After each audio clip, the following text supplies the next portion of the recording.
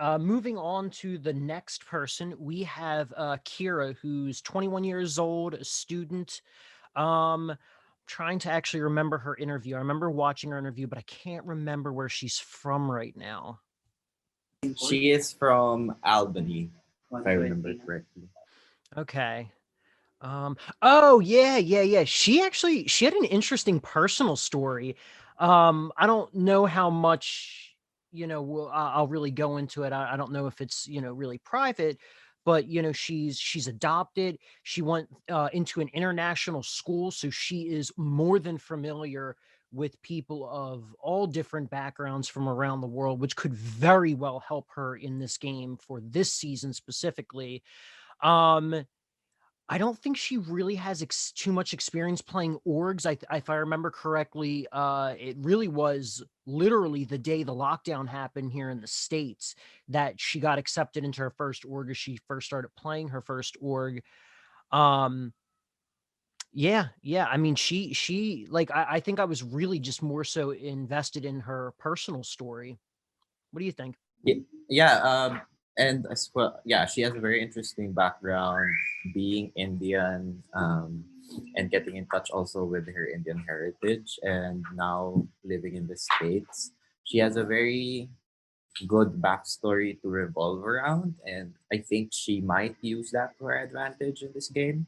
Also, her playing a lot of Big Brother orgs, and this being her first Survivor org, so I think this is gonna be um, a big change for her, perhaps, because I mean, even if Big Brother and Survivor are kind of similar in their own ways, um, Survivor is still a totally different platform and still a totally different game. So I'm very curious to see how she'll adapt to the game. Yeah, it was also interesting when she was talking about her watch history with the shows, despite her org experience, which as you did say was predominantly or if not completely Big Brother.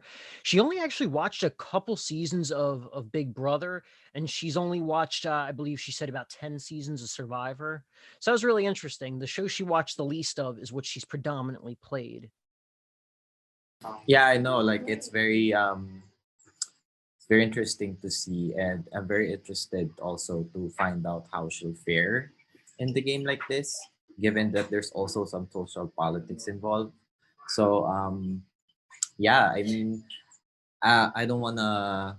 If she can go really really far, or she can go like very very early. So we can never tell.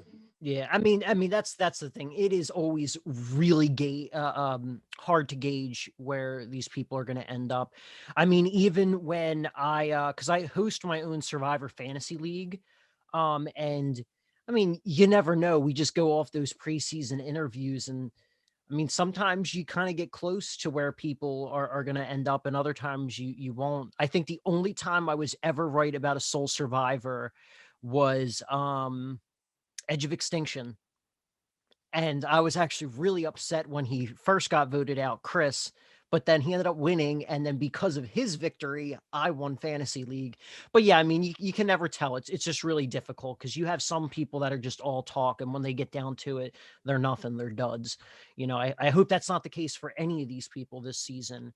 Um, but of what little she did talk about her actual gameplay, she did mention that, she'll call people out, um, from a like a morality standpoint. Like if she sees something wrong, she'll call it out, which is always admirable. I really like that. So she talked about that first, and I'm thinking to myself, oh, she's probably going to be a hero.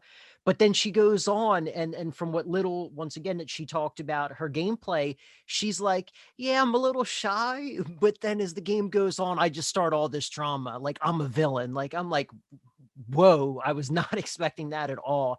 So I mean, I'm really hoping that I get to see something big from her, but you never know. I mean, that could really cause her to be, a middle game boot, but you don't know. Yeah, I agree because I was kind of surprised to hear that from a very shy, introverted girl, such as Kira.